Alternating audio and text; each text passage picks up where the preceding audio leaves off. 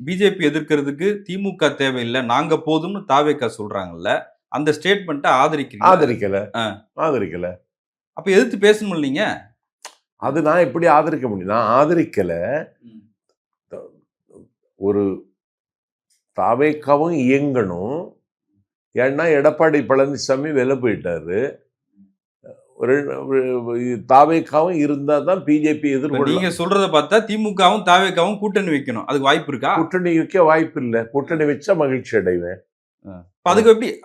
அதுக்கு வாய்ப்பு இல்ல. அதுக்கு வாய்ப்பு இல்ல. அவர தமிழ்நாட்டுல அப்ப பாஜக எதிர்ப்போட்ட விஜய் பிரிக்கிறார்ல. அது நல்லதுன்னு எப்படி நினைக்கிறீங்க நீங்க?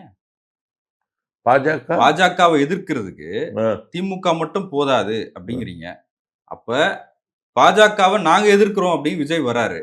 பாஜக எதிர்ப்பு ஓட்டு பிரிக்கிறாருல்ல. யாரு? விஜய் பிரிக்கிறாரா?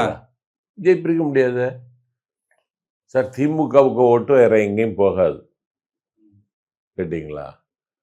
நான் ஏற்கனவே சொல்லியிருக்கேன், ஒரு மாற்று அரசியலுக்கான தேவை தமிழ்நாட்டில் இருக்கு. அதை இட்டு நிரப்பத்தான் அண்ணன் வைகோ வந்தார்.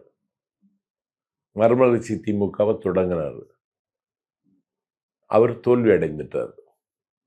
அதை இட்டு நிரப்பத்தான் கலைஞரோடு கைகோர்த்து கொண்டே கருப்பை மூப்பனார் களத்துக்கு வந்தார். 20 தொகுதி நாடாளுமன்றத்திலே வெற்றி பெற்றுட்டார். 2 மேயர் மாநகராட்சி அவர் கையில், 45 உறுப்பினர்கள் சட்டமன்றத்தில். அந்த கட்சி அந்த இடத்தை இட்டு நிரப்ப வந்த கட்சி. இன்னைக்கு தமாக என்கிற கட்சி கிடையாது.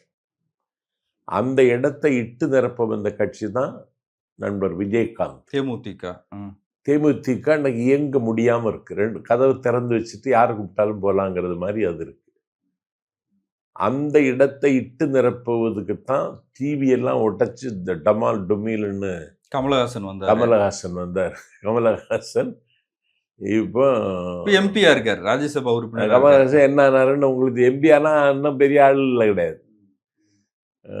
கமலஹாசன் வந்தார், அது முடிஞ்சு போச்சு. அந்த ஆசை கொஞ்சம் போல அடி மனசுல இருந்தது. விஜய்க்கு அது நிலைமை வரும்னு நினைக்கிறீங்களா?